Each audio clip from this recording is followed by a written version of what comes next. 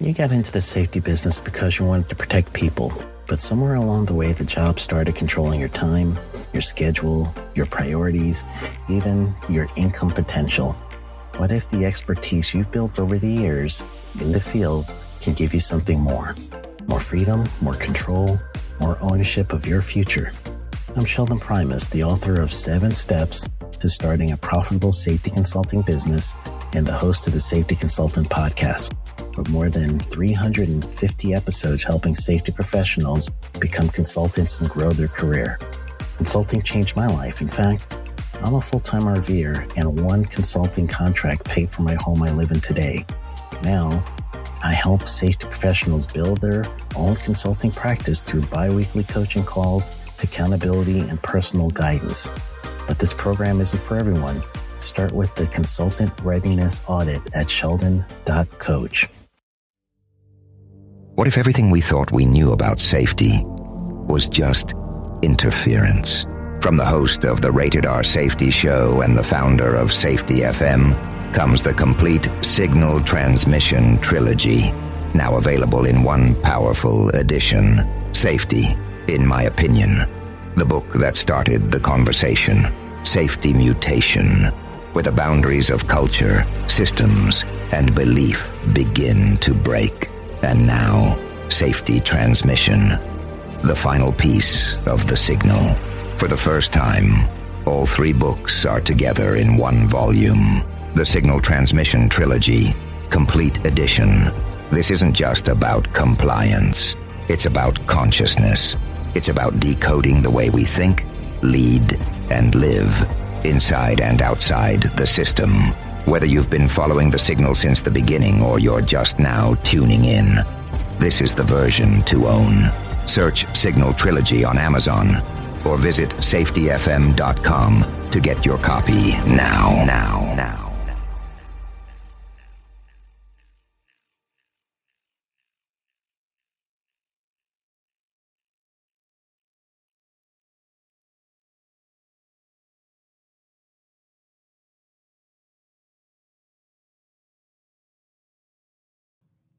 This is Andy. And this is Matt. And you're listening to The Hop Podcast with no name. What a dumb name. It's so stupid.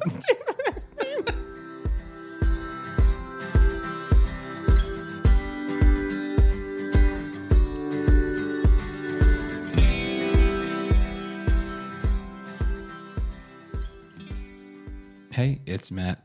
Solo intro to start. Just to give some context into what you're going to hear over the next 20-some minutes, we are going to do a little mini-series on accountability. So it'll probably be the topic of the next couple of episodes. We spend a ton of time talking about this in person and when we're doing any training, and we wanted to give it the time that we really feel it deserves in the podcast. So we are going to, spend a couple of episodes going over sort of all the details. And this first episode is going to be just centered around laying the foundation of, what accountability looks like, as well as I do air quotes that are very helpful on a podcast, what it means to hold someone accountable. And so we'll use the first episode to sort of really lay that out there, and then use the next couple of episodes to talk through the details and the practical application of it like we normally do. But this just required a little bit more context given the fact that we're going to spend quite a bit of time on it.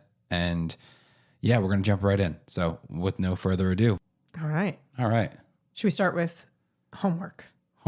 Not like last time's homework, not this time's homework. Okay. So start. Stop listening and go to this homework. No. To start, we're going to recap 2 weeks ago's homework. Yeah. Which was? It was listening for indications of whether or not you're operating in a higher accountability environment or a lower accountability environment. So a higher accountability environment, you'd hear like people seemingly able to take ownership of things, people being able to sort of actively talk through problems. And in a lower accountability environment, we hear more things like, hey, that's not my problem. That's not my job. Don't look at me. So what sort of environment do we operate in here, Matthew? I don't know. I feel like I have incredibly high accountability and you just couldn't be bothered.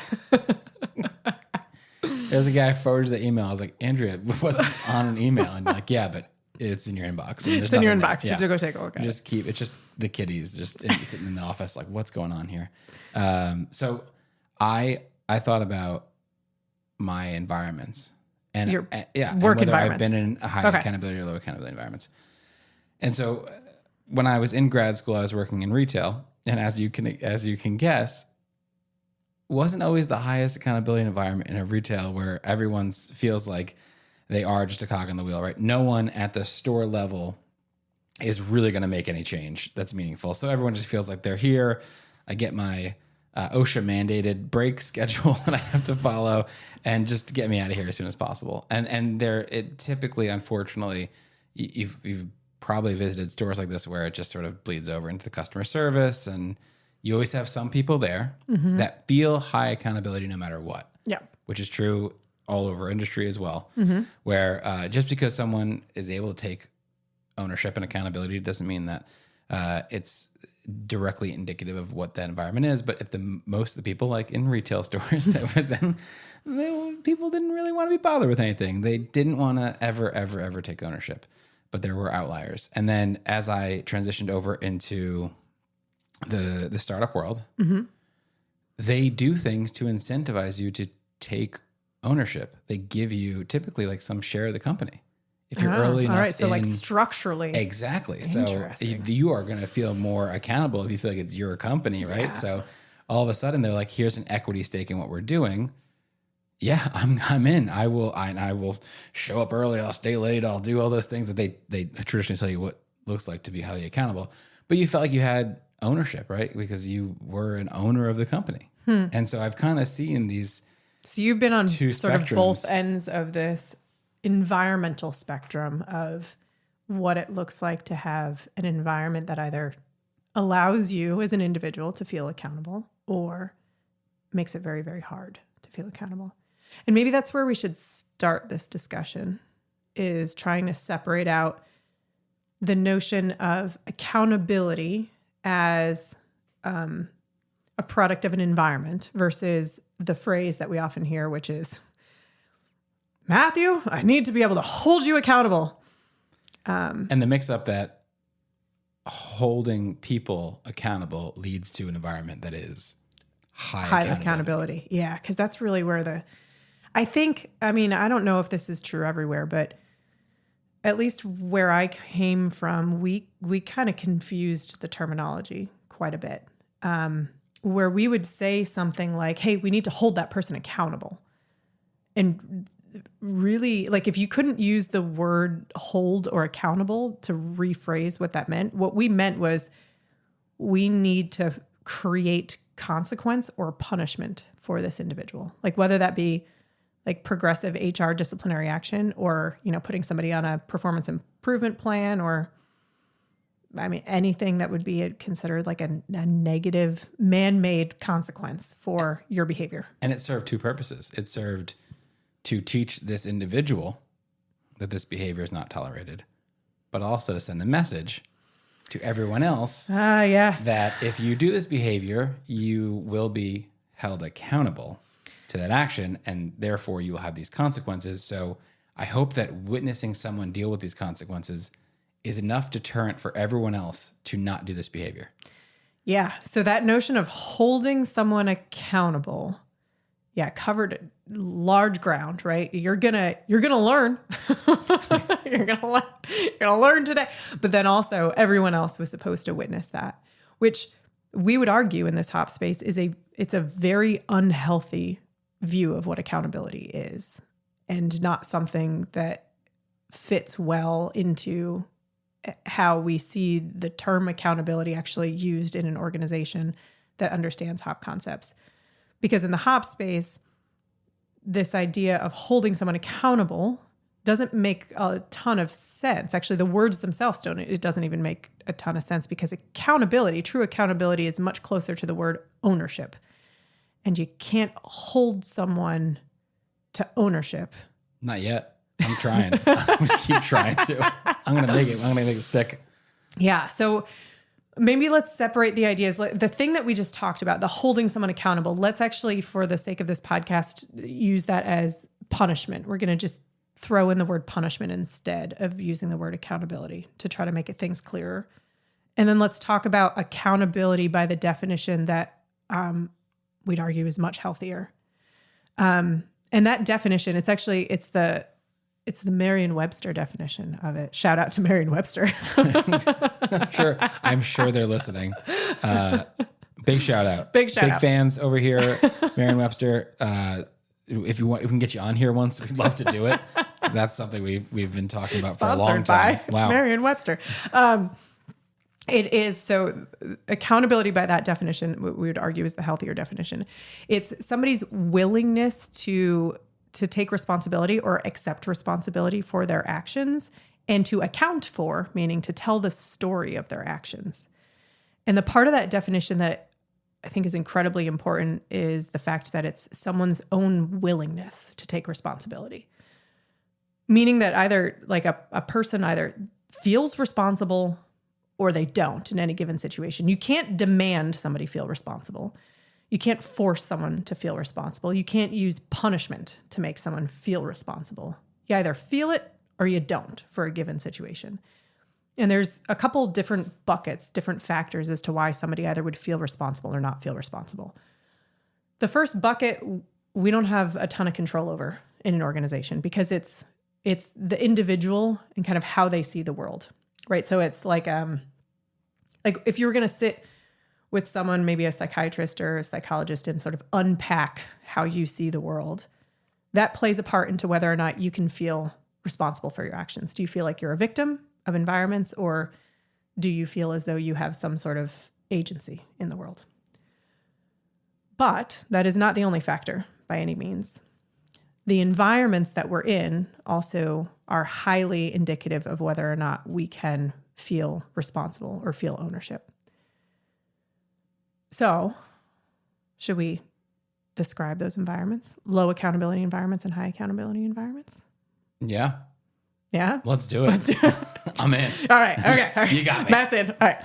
Okay. So an environment in which it is hard for any human to feel accountable, any human to feel ownership or responsibility, is one in which when you come to work, you feel like a cog in a wheel, right? So maybe your retail space, right? You're a cog in a wheel. It's highly command and control to the point that it feels a bit oppressive. It's the environments where we say terrible things like, we need you to not bring your brain to work, right? We need you to bring your body to work. You're in a lot of parent-child dynamics in your relationship, right? So you're often being told what you're doing well or not doing well. Things are done to you. They're not done with you. You come into work and things are changed, right? And your opinion or your thought on these changes that directly affect you was not sought after. Things, when they are changed, even how it affected you is not sought after. Those types of environments, it's actually hard for any person to feel accountable. I'll add to that. Yeah.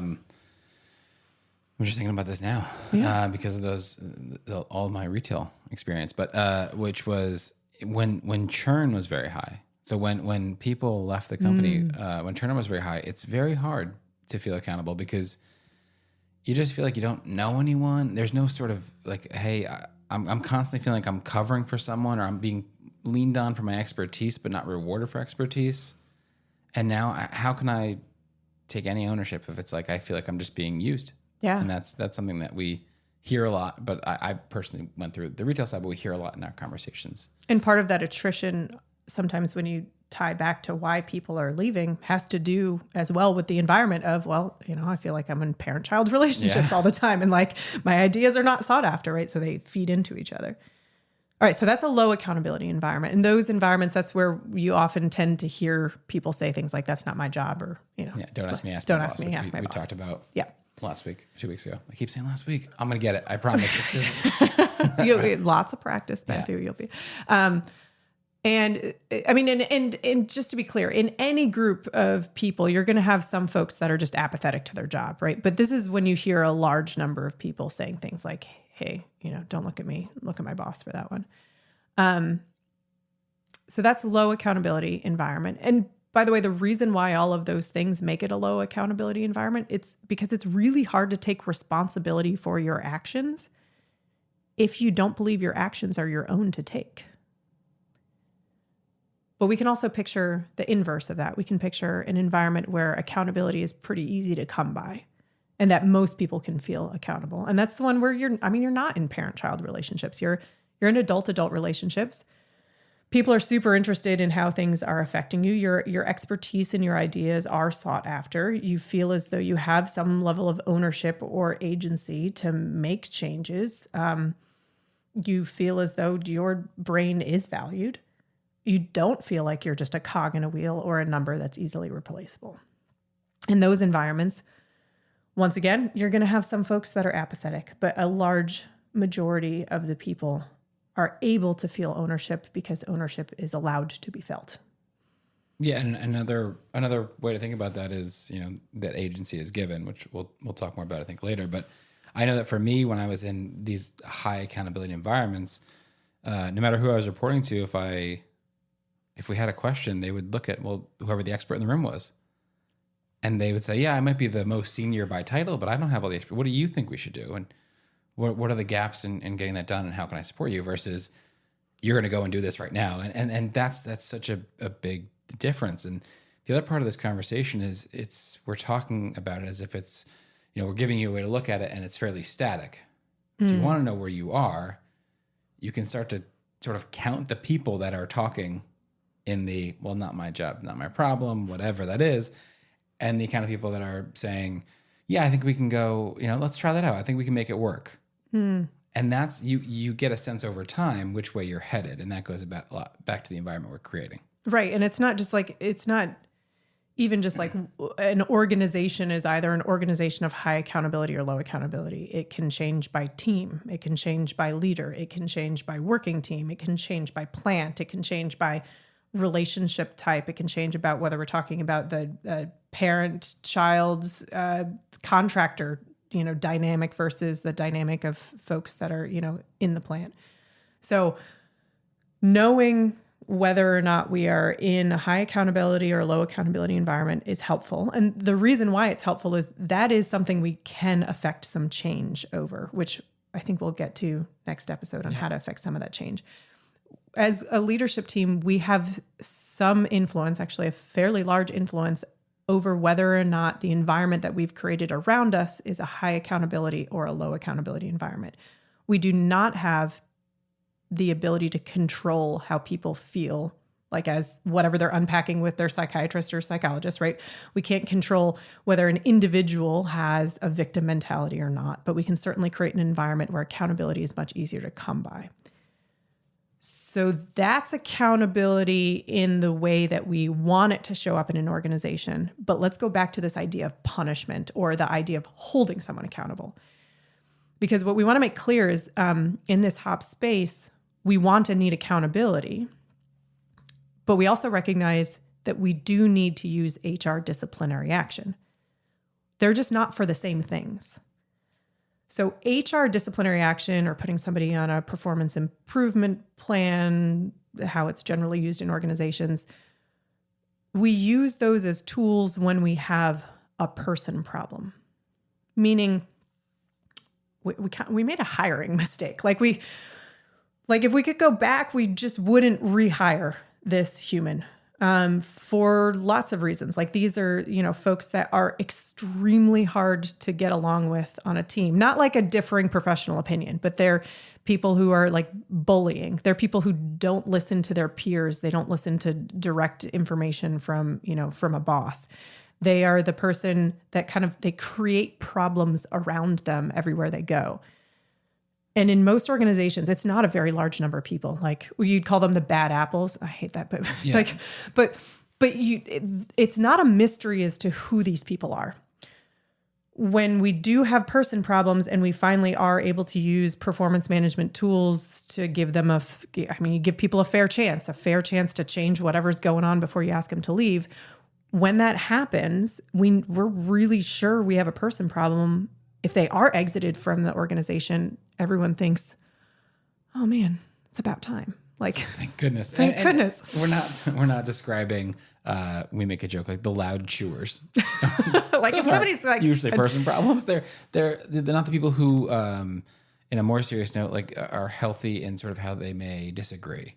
correct. Right. They're just because they're disagreeing with someone, or maybe they're setting boundaries, doesn't mean they're a person problem. But when everyone around them is just waiting for the day they either get a new job and leave, or get fired or retire. I mean, it's on the leadership team to recognize that this person is a person problem. Yeah.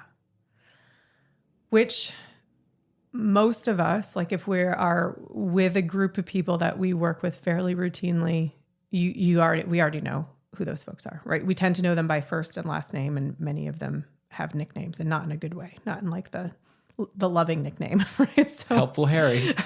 There goes Helpful Harry going around just helping everyone out every day.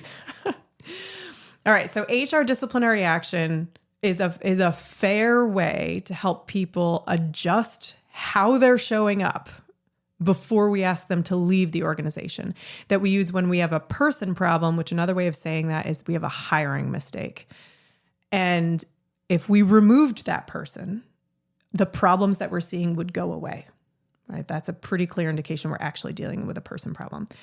The other space of accountability, right, which has nothing to do with disciplinary action, is the environment that we've created that allows people to take ownership. And what's difficult is if we mix these up, meaning if we use HR disciplinary action when we don't have person problems, when we just have a behavior that we kind of didn't like, but it's actually rooted in a system problem, it does not create accountability. It actually does the exact opposite. It creates that environment that we just described. It creates the parent-child dynamic in which you feel like a cog in a wheel, in which you don't feel as though your thoughts are valued. And we actually create a low accountability environment.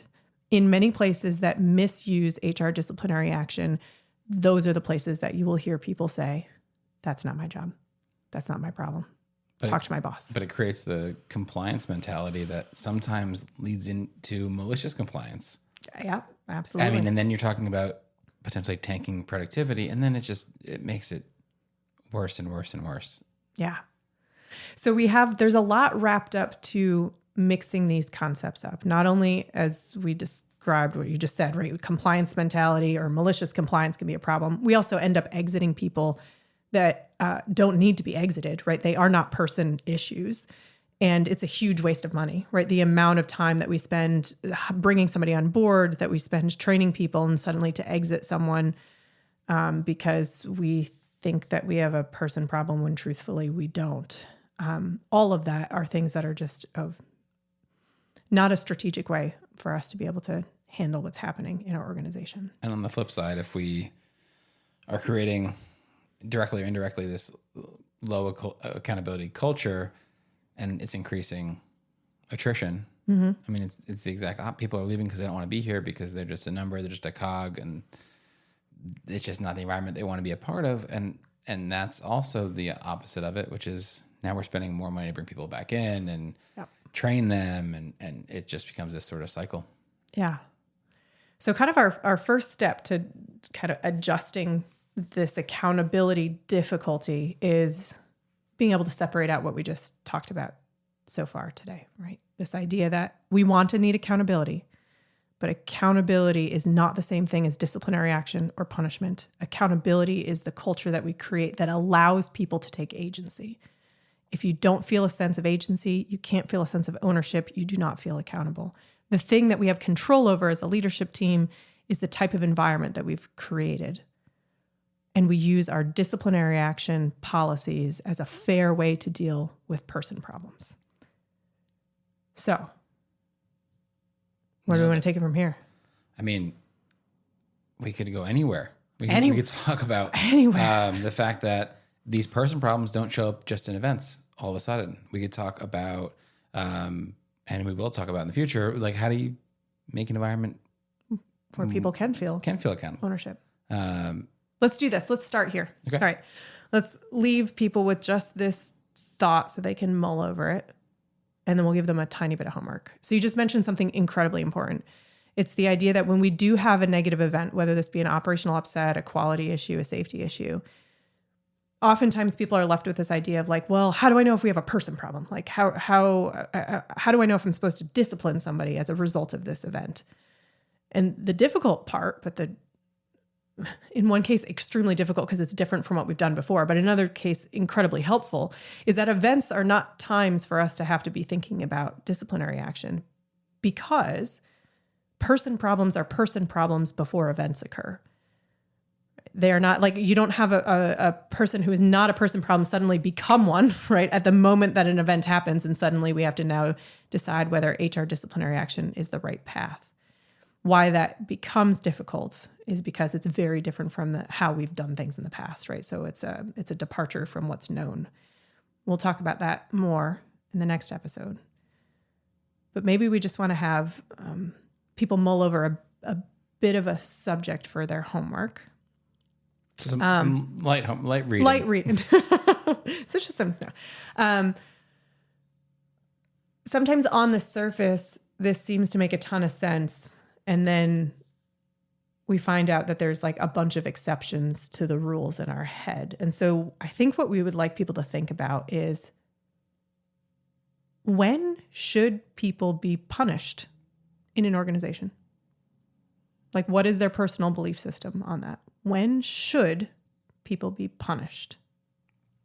And there you have it. Episode 1 on accountability, with the homework of when should people be punished. We'll come back to this next episode and continue this accountability mini-series and go through some examples and just continue to talk about some real practical uses for accountability and the idea of holding someone accountable and how you do that. So we'll see you next time for episode 2 on this multi-part accountability series. Thanks.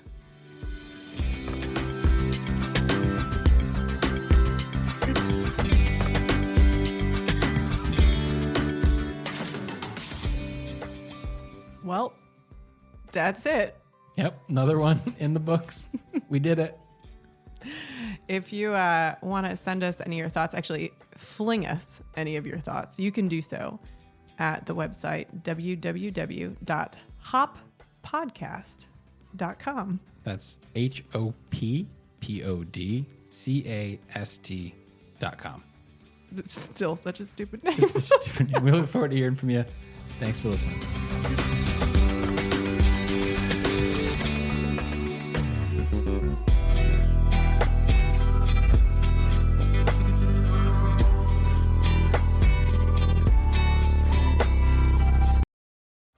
You got into the safety business because you wanted to protect people, but somewhere along the way, the job started controlling your time, your schedule, your priorities, even your income potential. What if the expertise you've built over the years in the field can give you something more? More freedom, more control, more ownership of your future. I'm Sheldon Primus, the author of 7 Steps to Starting a Profitable Safety Consulting Business and the host of the Safety Consultant Podcast, with more than 350 episodes helping safety professionals become consultants and grow their career. Consulting changed my life. In fact, I'm a full-time RVer, and one consulting contract paid for my home I live in today. Now, I help safety professionals build their own consulting practice through bi-weekly coaching calls, accountability, and personal guidance. But this program isn't for everyone. Start with the Consultant Readiness Audit at sheldon.coach. What if everything we thought we knew about safety was just interference? From the host of the Rated R Safety Show and the founder of Safety FM comes the complete Signal Transmission Trilogy, now available in one powerful edition. Safety, in my opinion, the book that started the conversation. Safety Mutation, where the boundaries of culture, systems, and belief begin to break. And now, Safety Transmission, the final piece of the signal. For the first time, all 3 books are together in one volume. The Signal Transmission Trilogy, Complete Edition. This isn't just about compliance. It's about consciousness. It's about decoding the way we think, lead, and live inside and outside the system. Whether you've been following the signal since the beginning or you're just now tuning in, this is the version to own. Search Signal Trilogy on Amazon or visit safetyfm.com to get your copy now.